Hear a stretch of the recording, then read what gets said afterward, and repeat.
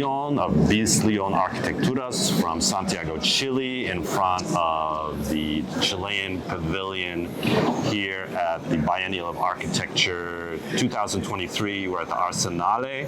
And Loreto, behind us we have a very interesting exhibition, not looking very architectural, looking more like a science experiment. As far as we were able to talk about, we have a number of seeds. Why do we have seeds from plants in an architecture exhibition? Well, mainly because we think that architecture and plants species need to work together now. You know, we are in a kind of time, you know, that if we don't work with seeds and plants and species, we'll not continue doing architecture. So we think that architecture and landscape design, they should work together now with their context, where they are, and mostly looking at the native species that you have there. And so, this is from Chile, the native species of certain area geographies, correct? Exactly, yeah. So the species that you will see here, there are 50 species that are coming, and we use them to recover and recolonize soils that has been degraded. So they are pioneers on that. So the seeds are kind of an active part of a design that... Exactly. For example, in the table as well, there are 14 different projects of different architects and landscape designers that they are doing that, mixing architecture with these native species and recovering soils, recovering different landscapes, and architecture and species, native species working together on that. So you're an architect, but now you're kind of you're in the realm of science. Can you describe how, as an architect, you migrated to this area of interest, research interest? Like, how does that happen? And do you feel comfortable working in science? Like, what do you think are the limits of architects working in this kind of area? Because a lot of architects now are looking at science and ecological systems more in depth, and I see that there's a large interest. Can you describe how your interest scientifically in this? Mostly I think that than working with science, we are trying to work with context, I think, or with the species that are around us, you know, to look at the context, to look at what are the place we are working on. So as well, we work with the communities because architecture is for human people, but I think it's also important to look for non-human as well, that are like the other species, living ecosystems. Exactly, that are there, and we need to include them in architecture. So, and for example, in our studio, we are not just doing buildings, we are also doing landscape design, and for us it's very important to know the species, what we are working on. It's landscape architecture has been around for 50, 60 years, and then in this form, but it's been around since many years, since the Romans. So in this exhibition, I think we see a new page opening up where architecture, landscape architecture, is looking at the unity of the ecology. Can you speak about ecology in architecture? I think there's lots of talk about decarbonization, which is Leslie Loco's one of the themes that she's putting there, but we were speaking to the ambassador earlier about design systems and ecology. What do you feel is the role of ecology, just as a term, in what you're doing here? I think that ecology is everything. We need to, you know, if we want to continue living, we need to live in an environment or an ecology that works everything together. So I think that landscape design, that you already talk about, that has changed. You know, before we used to do other kind of landscape design. Now the landscape design is I think that is more integrated, you know, with what it is in there. It was there before.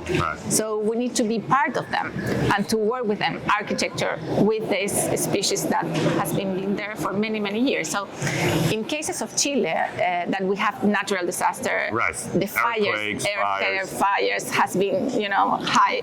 The last 5 years we have increased a lot our fires in our country. We need to go go back, to see our native species, bring them to their places, to the territory where they were born or where they exist from preliminary, and to do architecture that works with that. Also, we are very interested on the constructions that are local constructions as well, local materials, and to work with the people, how they live there, and to be part of that communities.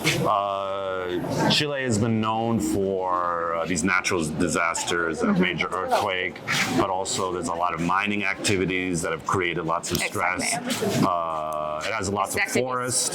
So these have always been a very key part of life in Chile, both economically. What do you see as the role of architects, because there's an economic component to all this. Of course. So obviously ecology, how would you try to match ecological interests with economic interests? What would be your suggestion to kind of integrate those approaches into? I think those people, economic companies, they should work together, or they are starting as well to think that they need to work together with the communities that were involved there, because the communities now in Chile, they are, we have the estallido social. I don't know if you know, like 4 years ago, and it was something like that. The community is saying like, okay, we are here. We need that you think on us as well, and architecture is very, for architects, it's very important to improve the quality of life of those people that are living in those areas. So I think that all those companies are now, more interested in recuperate. For example, there as well, there's a project very nice. Do you have any companies that you work with in this exhibition? Yeah, for example, there's Arauco. That is a huge and nice company that works with the pine forest. But now, after the fires, they recuperate with the community, integrating architects, a whole area, and with native species. And some of these native species that we have here today, are related to that project. So they are trying, they're part of it in terms of approach. Exactly. How would you, just as a last question, and thank you for your time, and I think this is an excellent exhibition. Can you Turkey, Chile, these are countries that are kind of in the middle between a kind of globalized world, but then there's a very specific local conditions, both communities, and there's the politics is sometimes very sort of, I don't know how you want to say it, but there's a lot of economic interests in the politics and things like this. So things don't run efficiently and ecologically as much as we would like, as we saw in the earthquake in Turkey and the earthquake in Chile. What would you suggest for these kind of Turkey in the future? Because these countries will have the future. India, Chile, Turkey, the way they modernize. I want to see, what do you feel is the modernization, or is it modernization for these kind of countries going forward? Is it urbanization? Is it more cities? What can we all do as architects to create a more sustainable future in countries that are not fully developed in terms of, they are on way to development. Or is that even, maybe they're not. They shouldn't develop. Maybe they're degrowth. Like, what do you suggest for that? I think that in our country, we need to do a lot on that. Because we have been growing too fast. And because of that, I think that we have many of the problems that we have now. And we have too many people living in cities. Like 90% of our population in Chile is living in cities. 90%? Yeah. It's amazing.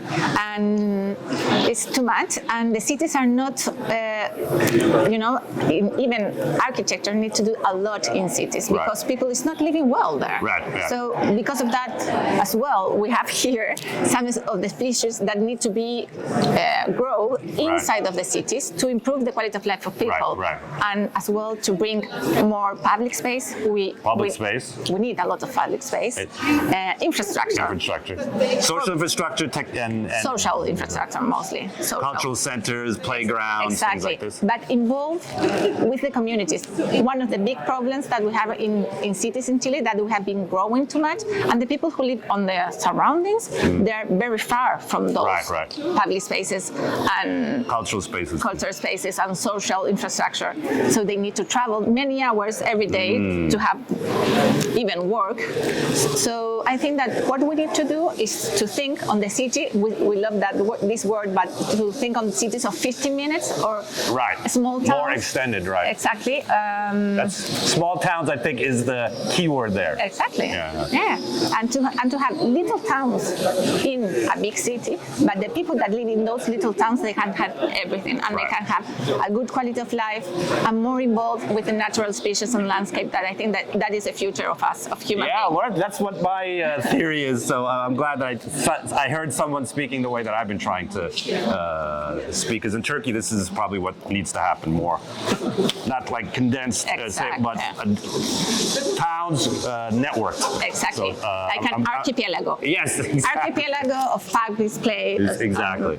And quality architecture and quality of parks. Okay, well, maybe we should work on that in the future. Chile, Turkey, working together on this issue. Loreto, it's been fascinating talking to you. And thank you very much. We're with Loreta Lyon, the chief curator of the Chilean Pavilion here at the Biennale Architectura in Venice 2023. So thanks a lot. Thank you.